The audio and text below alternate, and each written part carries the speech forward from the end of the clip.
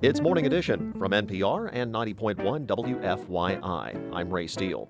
This week marks the 100th anniversary of the birth of Wes Montgomery. Wes, of course, is special not just to us here in Indianapolis, but to the music world in general for what he contributed in what, looking back, was a relatively short amount of time that he was with us when it comes to jazz guitar, when it comes to music in general. We've got a lot of special programs concentrating on Wes that you'll be hearing on WFYI, courtesy of the gentleman who is with me right now. He is the host of Cultural Manifesto, the producer of Echoes of Indiana Avenue, Kyle Long. Kyle, welcome. Thank you, Ray. I appreciate the opportunity to be here with you. Why are we still talking about Wes 55 years after his death? That's a good question. I mean, he changed the role of the guitar, not just in jazz music, but in popular music. And if folks listen to my Cultural Manifesto radio show, I'm constantly interviewing musicians from around the world. And, whether they're from India, West Africa, so many people have testified to the importance of his music in their traditions. So, he didn't just influence jazz, he didn't just influence Indianapolis music.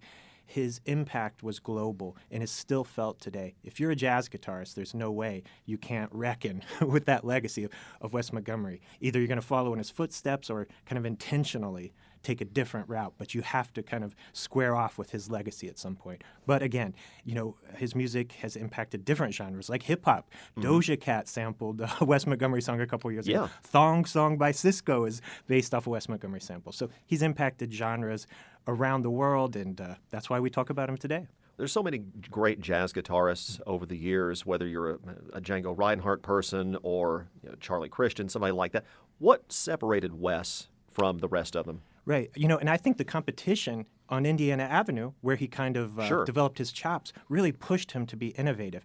He developed a lot of really unique styles that became like his trademark sound. I think his most famous contribution is playing in octaves. People had done that before. You mentioned Django Reinhardt. He included some octaves. That's playing the high and low note at the same time of the same note. But Wes just took it to another level. The speed, the clarity in which he would articulate melodies and improvisation playing in these octaves. It was just, then it left people dumbstruck, and it leaves people dumbstruck today. Now, I heard the tale that he picked up his distinctive style, talking about picking with his thumb, because when he was playing, when he was practicing, he was playing too loudly for his wife. Is that a true story? Well, they say here in Indianapolis, he got his first electric guitar. He was practicing at home, and the neighbors complained. So his wife said, keep it down. That's how we got Wes Montgomery. Right. So what do we have coming up on Cultural Manifesto this week and this month, and some of your other programs, too? Right. So on Echoes of Indiana Avenue, all month long, we're going to have a series of programs documenting the evolution of Wes Montgomery's sound, starting from the first known recordings in the 1940s to his last live recordings. Lots of rare stuff here, put together in a way that if you're unfamiliar with Wes, it'll be a great introduction, or if you're an expert on him, it'll be great to kind of just hear that progression. And on Cultural Manifesto, we have a very special show this week.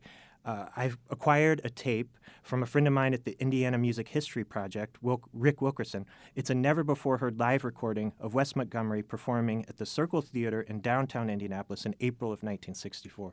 That is fascinating that we're still finding recordings like that nobody's ever heard before. Yeah, there's more out there. Yeah, if anybody listening has some, call WFYI. Kyle Long, thank you so much. Appreciate it. Thank you, Ray. It was great to talk about Wes with you. Cultural Manifesto with Kyle Long is tonight and every Wednesday night at 8. Echoes of Indiana Avenue, which Kyle produces, is every Thursday night at 8. And you can also listen to them wherever you get your podcasts.